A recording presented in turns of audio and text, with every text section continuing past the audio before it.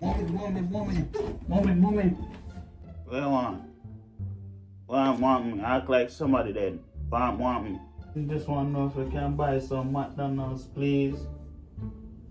Please, I'm just hungry. Listen there, man. We don't have no McDonald's money. There's some food in the fridge. Go eat that.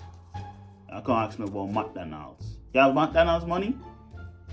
You don't have no McDonald's money. That's why I'm coming and ask you. I'm getting some McDonald's. I don't want to in that fridge. I want some McDonald's. You said me not have no McDonald's money. Go eat what's in the fridge. Or go read a book. Don't want that. Don't want that. I don't want what's in the fridge. Yo, you mad? Oh yeah, catch attitude after. You want me fling this off for you? Alright, mommy. Alright. I'm sorry. Sorry.